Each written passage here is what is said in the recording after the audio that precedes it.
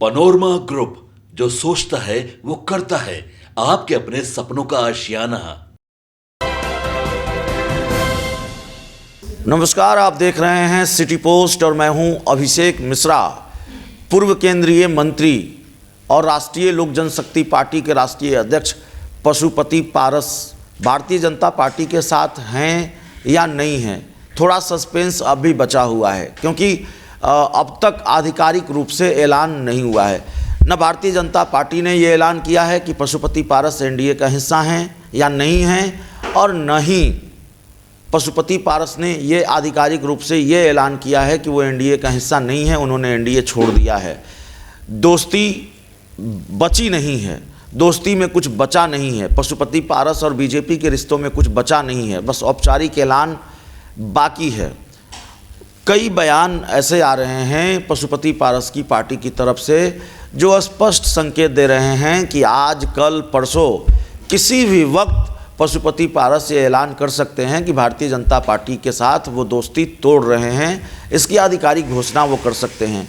एक भी मौका पशुपति पारस या उनकी पार्टी भारतीय जनता पार्टी पर हमले का नहीं छोड़ रही है। देश के गृह मंत्री अमित शाह का जब एक बयान आया संसद में बाबा साहब भीमराव अंबेडकर को लेकर, तब एक तरफ चिराग पासवान, जीतन राम मांझी भारतीय जनता पार्टी के लिए बैटिंग कर रहे थे, दूसरी तरफ पशुपति पारस की पार्टी मोर्चा खोले हुए थी बीजेपी के खिलाफ, देश के गृह मंत्री अमित शाह के खिलाफ। और पशुपति पारस की पार्टी ने कहा कि हम न तो रामविलास पासवान का अपमान बर्दाश्त कर सकते हैं, न ही भीमराव अंबेडकर का अपमान बर्दाश्त कर सकते हैं, और अमित शाह को अविलंब देश से माफ़ी मांगनी चाहिए। इस एक बार फिर पशुपति पारस की पार्टी ने, उनकी पार्टी के राष्ट्रीय प्रवक्ता ने, श्रवण अग्रवाल ने निशाना साधा है भारतीय जनता पार्टी पर। दरअसल पूर्व प्रधानमंत्री, भारत के पूर्व प्रधानमंत्री स्वर्गीय अटल बिहारी वाजपेयी की जन्म शताब्दी कार्यक्रम के अवसर पर जो गायिका हैं देवी, उनको बुलाया गया था अपनी प्रस्तुति देने के लिए, और अपनी प्रस्तुति की शुरुआत, अपने कार्यक्रम की शुरुआत उन्होंने बापू के भजन से की, गांधी के भजन से की, रघुपति राघव राम पतित पावन सीताराम। और जो मीडिया रिपोर्ट्स के हवाले से जानकारी है, जो मीडिया रिपोर्ट्स में दावा है कि देवी का ये भजन सुनकर, गांधी का ये भजन सुनकर भारतीय जनता पार्टी के जो कार्यकर्ता हैं वो आक्रोशित हो गए, वो नारेबाजी करने लगे।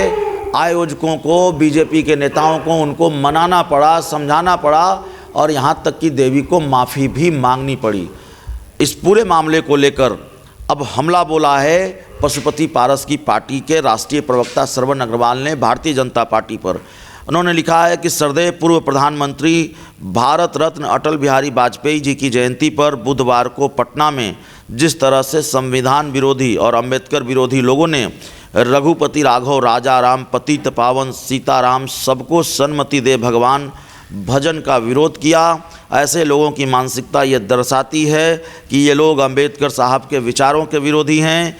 विरोधी तो हैं ही, साथ ही ये लोग राष्ट्रपिता गांधी जी के विचारों के भी विरोधी हैं। गांधी के भजन का विरोध करने वालों को पूज्य गांधी के देश में रहने का कोई अधिकार नहीं है।